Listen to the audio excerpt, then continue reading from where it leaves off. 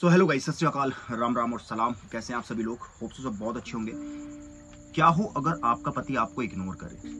अगर आपका पति आपको इग्नोर कर रहा है तो इस चीज को कैसे ठीक करें, या फिर इस प्रॉब्लम को कैसे सॉल्व करें कि हमारा जो पति है, हमारा जो हस्बैंड है, वो हमें इग्नोर ना करे। तो इस बात को समझने के लिए आपको वीडियो को पूरा देखना पड़ेगा। सारा कुछ यहाँ पे हम क्लियर करने वाले हैं। उससे पहले अगर आप मुझसे 1 to 1 बात करना चाहते हैं, आप नीचे नंबर दिया हुआ है, आप पर्सनल काउंसलिंग बुक करके, पेड है काउंसलिंग, 1 to 1 आप मुझे कॉल कर सकते हैं और अपनी प्रॉब्लम हमसे शेयर कर सकते हैं। जितना पॉसिबल होगा हम आपकी प्रॉब्लम सॉल्व करने की कोशिश करेंगे। क्या हो अगर आपका हस्बैंड आपको इग्नोर कर रहा है, क्यों इग्नोर कर रहा है और इस प्रॉब्लम को कैसे फिक्स करें? चलिए ये वीडियो को स्टार्ट करते हैं। सबसे पहली चीज, अगर आपका हस्बैंड आपको इग्नोर कर रहा है तो सबसे पहले यहाँ पे एक चीज देखनी होती है कि कहीं आप लोगों के बीच में, हस्बैंड और वाइफ, कुछ ऐसी कहा सुनी हुई है, कोई बात विवाद हुआ है, या कुछ आपके बीच में मिसअंडरस्टैंडिंग हुई है, आपके साइड से कोई ऐसी गलती हुई है जिस वजह से उसे वो चीज हर्ट हुई है और वो आपसे बात नहीं कर रहा है या वो आपको इग्नोर कर रहा है। होता है ऐसा, आमतौर पे देखा गया है।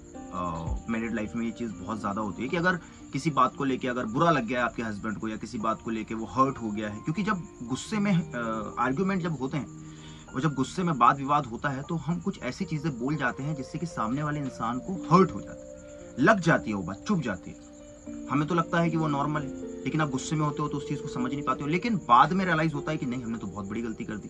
तो हो सकता है कि इस वजह से आपका जो हस्बैंड है वो आपको इग्नोर कर रहा है और वो एक डिस्टेंस वहां पे आपसे बना रहा है, आपको इग्नोर कर रहा है।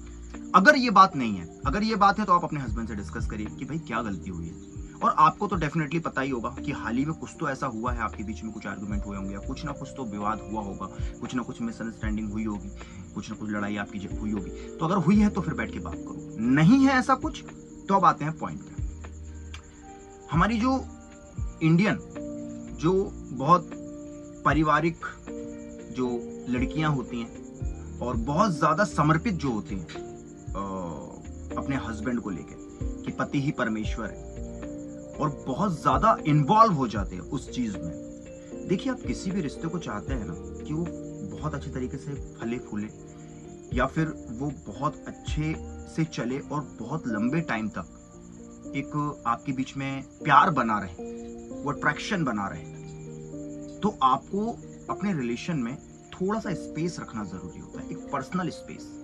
मुझे बहुत ही बेवकूफ लगते हैं वो लोग जो लोग कहते हैं कि गर्लफ्रेंड और बॉयफ्रेंड में कोई पर्सनल स्पेस नहीं होता, हस्बैंड वाइफ में कोई पर्सनल स्पेस नहीं होता, कि आपने ऑन बेड फिजिकल हो गए हो, आप एक दूसरे के साथ में, तो क्या पर्सनल बचा? ये तो सबसे ज्यादा पर्सनल है। भाई, फिजिकल होना पर्सनल नहीं होता है।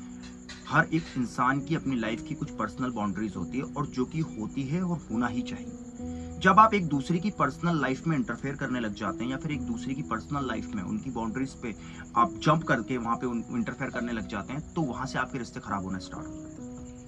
तो सबसे पहले तो आप ये देखिए कि अगर आप मैरिड है और आपका हस्बैंड आपको इग्नोर कर रहा है, तो कहीं आपने ये गलती तो नहीं कर दी कि आपने हद से ज्यादा रिस्पेक्ट दे दी, हद से ज्यादा वैल्यू दे दी, हद से ज्यादा केयर दे दी, हद से ज्यादा आपने प्यार करने लगे। देखिए, हद से ज्यादा हर एक चीज जो होती है वो हानिकारक होती है। आप हद से ज्यादा पानी पी लो, आपकी तबीयत खराब हो जाएगी। आप जोर जोर से तेज तेज सांसें लेने लगो, आपकी तबीयत खराब हो जाएगी।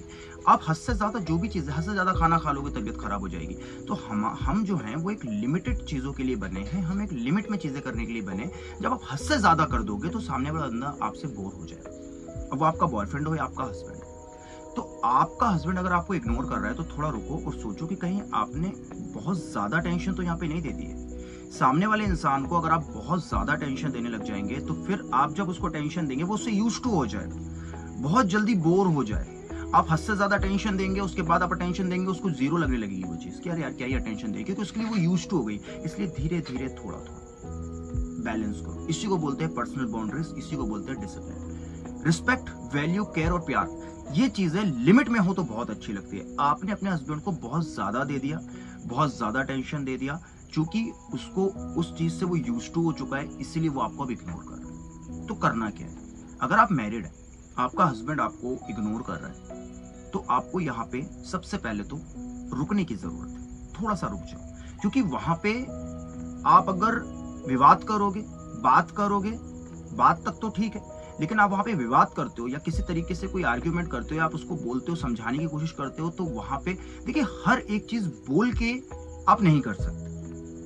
इंसान अपनी फीलिंग्स दो तरह से दिखाता है, सबसे पहले बोल के, दूसरा रिएक्ट करके, साइलेंटली। आपको साइलेंट हो जाना है।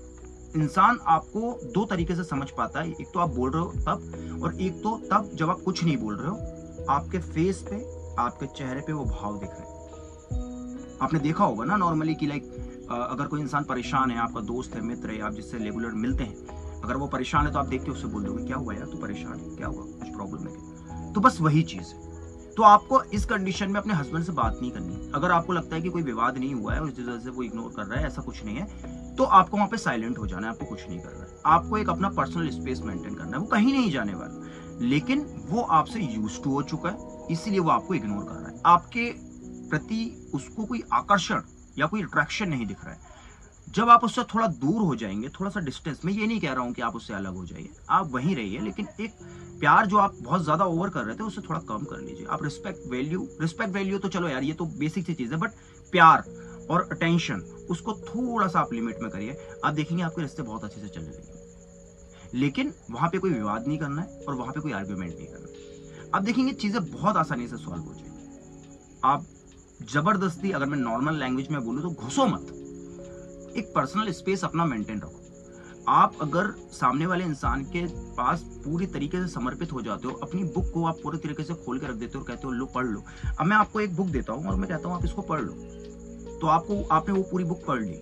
उसके बाद मैं आपको सेकंड टाइम वो बुक दूंगा तो आप नहीं पढ़ोगे। आप कहोगे सर मुझे पता है इस बुक में क्या लिखा है, मैंने सारा कुछ पढ़ लिया है, आप मुझे दोबारा क्यों दे रहे हो? उसी तरीके से एक इंसान होता है, एक इंसान जो है वो भी एक किताब ही। तो अपनी जिंदगी की किताब को इस तरीके से रखिए कि खुली तो है, लेकिन पढ़ भी रहा है इंसान, लेकिन समझ नहीं पा रहा, उसको वक्त लग रहा है। तो उस तरीके से अपने आप को बनाइए। आप अगर खोल के रख दोगे किसी इंसान के सामने खुद को, तो सामने वाला एक बार आपको पढ़ेगा, दूसरी बार वो आपको इग्नोर कर देगा। आप पड़े रहोगे किसी कबाड़ खाने में एक किताब बन के, और वही आपके साथ हो रहा। अगर आप मैरिड हो, अगर आपको ऐसा लगता है कि मैं घर में सिर्फ नौकरानी की तरह रह रही हूँ, हस्बैंड रिस्पेक्ट नहीं दे रहा, वैल्यू नहीं दे रहा, मैं पड़ी हुई हूँ बस, तो आप से गलती ये हुई है कि आपने अपने आप को खुली किताब कर दिया और सारा कुछ उस इंसान ने पढ़ लिया, और अब वो आपको यूज्ड टू समझ रहा है और कर रहा है आपके साथ। तो क्या करना है इस कंडीशन में?